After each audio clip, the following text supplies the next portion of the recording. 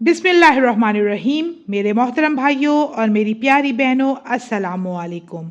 ज़िंदगी एक ऐसे सफ़र का नाम है जिसमें कभी खुशियाँ ही खुशियाँ होती हैं और कभी आजमाइशें। कभी ऐसा होता है कि इंसान अपने आप को बेबस और मुश्किल हालात में घिरा हुआ पाता है।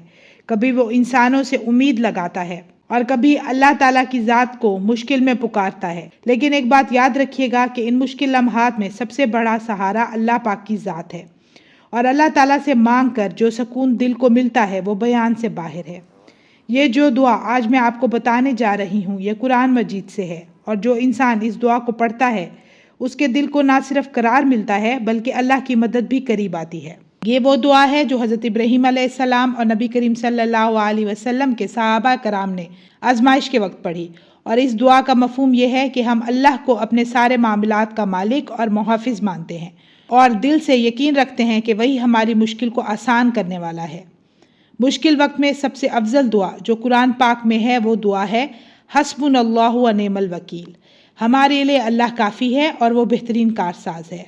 मुश्किल वक्त में जितना भी हो सके इस दुआ को पढ़ें। चलते फिरते वज़ू बावज़ू उठते बैठते इस दुआ को पढ़ें और दिल में इस बात का यकीन रखें कि हर मुश्किल का हल सिर्फ अल्लाह के पास है।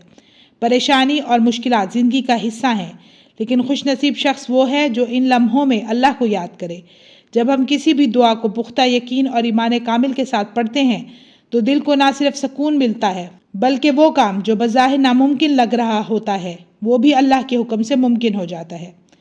एक बात हमेशा याद रखें कि मुश्किल वक्त में भरोसा सिर्फ अल्लाह की ज़ात पर करें क्योंकि वही हमारा सबसे बड़ा सहारा और बेहतरीन कारसाज है।